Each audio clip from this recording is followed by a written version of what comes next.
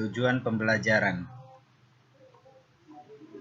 Setelah kegiatan pembelajaran dilaksanakan, peserta didik diharapkan dapat menjelaskan kelangkaan sebagai permasalahan ekonomi manusia, menyebutkan jenis-jenis kebutuhan manusia, menjelaskan hubungan antara tindakan, motif, dan prinsip ekonomi.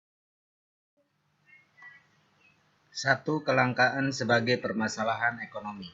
Manusia juga dikenal sebagai makhluk ekonomi atau homo economicus, karena manusia selalu ingin memenuhi kebutuhan, tentu saja dengan cara yang rasional sehingga dapat mencapai kesejahteraannya.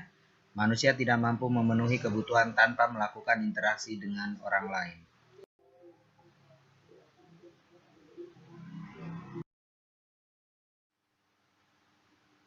Kebutuhan manusia semakin hari semakin bertambah, sedangkan barang-barang dan jasa serta sumber-sumber alam lainnya jumlahnya terbatas atau langka. Kelangkaan sumber daya dibandingkan dengan kebutuhan manusia akan menyebabkan kurangnya atau tidak terpenuhinya sebagian atau seluruh kebutuhan untuk hidup.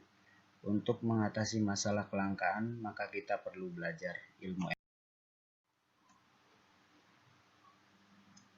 ekonomi. Berasal dari bahasa Yunani, oikonomia, yang merupakan kata majemuk yang terdiri dari dua kata, yakni oikos dan nomos.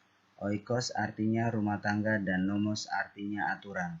Jadi arti kata ekonomi berarti aturan rumah tangga atau ilmu yang mengatur rumah tangga.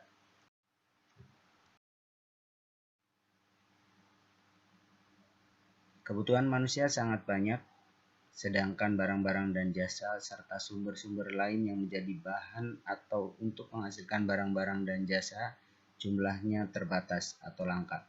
Kelangkaan sumber daya dibandingkan dengan kebutuhan manusia akan menyebabkan kurangnya atau tidak terpenuhinya sebagian atau seluruh kebutuhan untuk hidup. Tidak terpenuhinya kebutuhan manusia itu berarti munculnya masalah pemenuhan kebutuhan, yang kemudian masalah itu dikenal dengan masalah.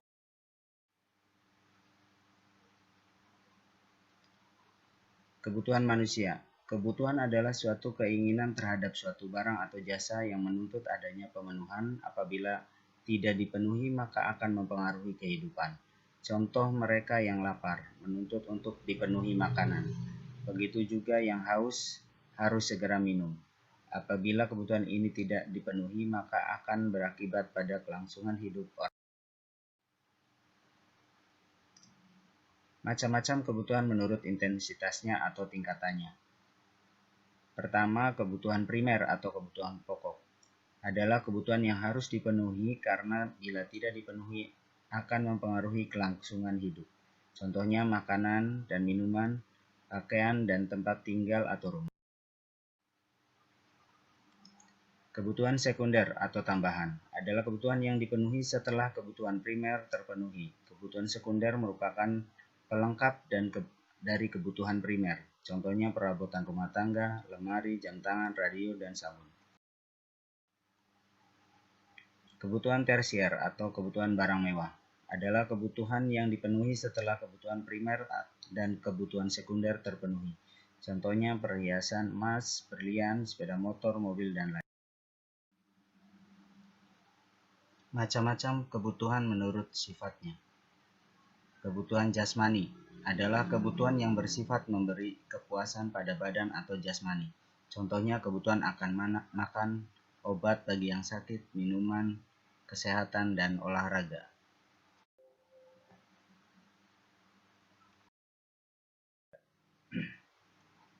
Kebutuhan rohani adalah kebutuhan yang dirasakan untuk kepentingan jiwa manusia. Contoh kebutuhan rohani antara lain kebutuhan akan rekreasi, agama, nonton TV, baca buku, dan pendidikan. Macam-macam kebutuhan menurut waktu penggunaannya. Kebutuhan sekarang adalah kebutuhan manusia yang harus segera dipenuhi pada saat dibutuhkan. Contohnya makanan, minuman, dan kebutuhan masa yang akan datang adalah kebutuhan manusia yang pemenuhannya dapat ditangguhkan pada masa yang akan datang. Contohnya pekerjaan dan tabungan untuk anak. Macam-macam kebutuhan menurut subjek. Kebutuhan individu atau pribadi. Kebutuhan yang berhubungan langsung dengan perorangan. Kebutuhan ini dirasakan oleh diri pribadi seseorang dan pemenuhan dilakukan secara individu. Contohnya makan, minum, mobil, sepatu, kacamata, dan lain-lain.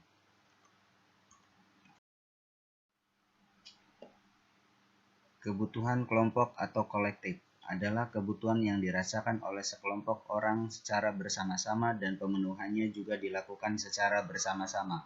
Contohnya kebutuhan akan jalan, jembatan, sekolah, pasar, dan lapangan.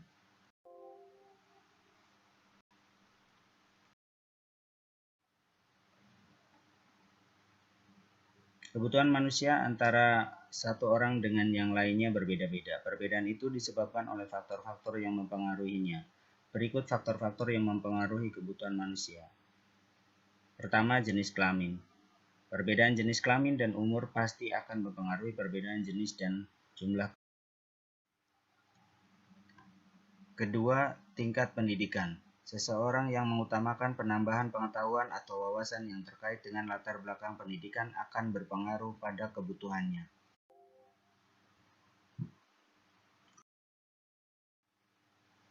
Yang ketiga, lingkungan tempat tinggal. Sangat besar pengaruhnya terhadap kebutuhan manusia.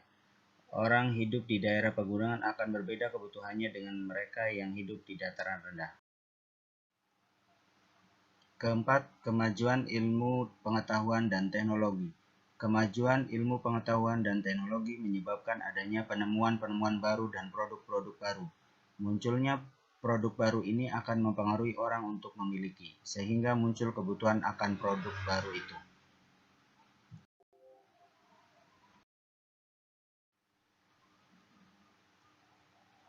Tingkat pendapatan. Semakin besar pendapatan seseorang, maka semakin besar pula kebutuhan karena mereka memiliki sangat untuk memenuhi, dan sebaliknya semakin kecil pendapatannya akan semakin sulit untuk memenuhi kebutuhan. Keenam, status sosial. Semakin tinggi kedudukan seseorang di masyarakat, biasanya semakin beragam dan bertambahnya kebutuhan.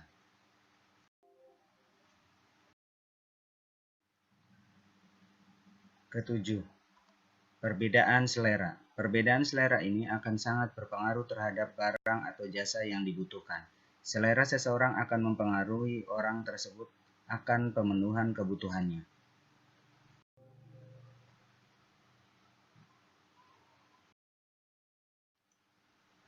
Alat pemenuhan kebutuhan menurut kelangkaannya atau cara memperolehnya dibedakan menjadi 1. Barang ekonomis. Barang ekonomis adalah semua barang yang keberadaannya terbatas sehingga untuk memperolehnya perlu pengorbanan baik material maupun fisik, contohnya sepatu dan air mineral.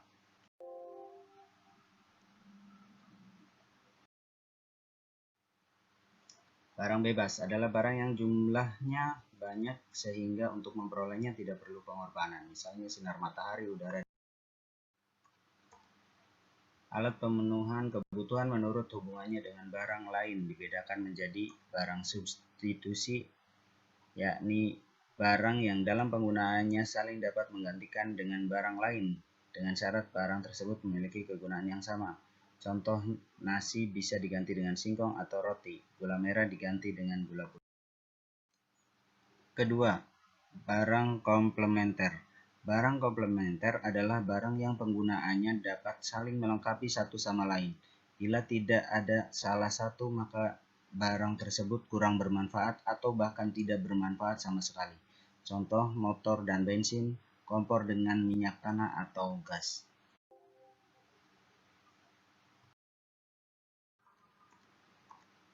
Alat pemenuhan kebutuhan menurut tujuan penggunaannya. Yang pertama, barang produksi atau barang modal.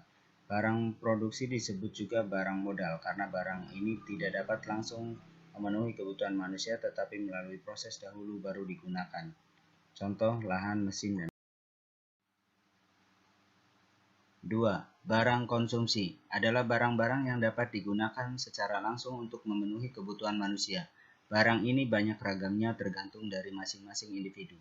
Contoh dari barang konsumsi ini adalah buku tulis yang dibutuhkan untuk belajar dan alat tulis.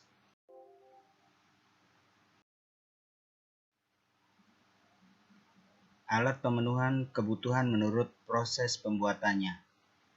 1. Barang mentah. Barang mentah adalah barang yang belum dapat digunakan untuk memenuhi kebutuhan tetapi harus melalui proses produksi terlebih dahulu. Contohnya padi belum diolah menjadi beras atau kayu yang belum dijadikan perabotan rumah tangga.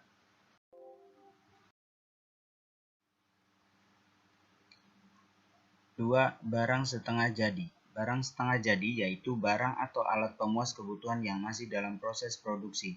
Contohnya benang sebelum dibuat kain dan tepung sebelum dibuat kue.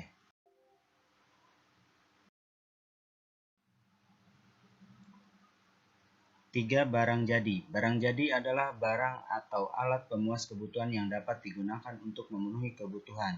Contohnya nasi, kue, alat tulis, tas, baju, celana, buku, dan pensil.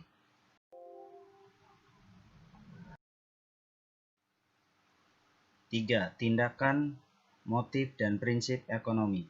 Tindakan ekonomi adalah segala kegiatan manusia untuk memenuhi berbagai kebutuhan hidupnya.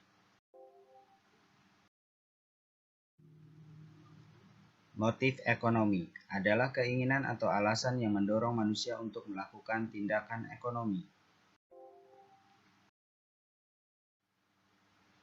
Ada beberapa macam motif ekonomi. Yang pertama, untuk memenuhi kebutuhan. Kedua, untuk berbuat sosial.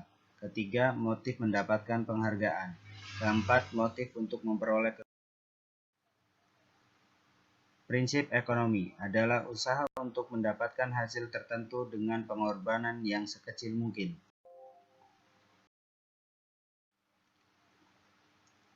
Sekarang saatnya evaluasi. Soal pertama, bagaimana cara mengatasi kelangkaan kebutuhan pokok seperti makanan tertentu? Kedua, jelaskan manfaat kebutuhan pokok bagi manusia. Ketiga, jelaskan perbedaan barang substitusi dan barang komplementer. Keempat, bagaimana cara mengolah barang mentah agar bernilai jual tinggi. Kelima, jelaskan pengertian prinsip ekonomi dalam kehidupan Anda sehari-hari.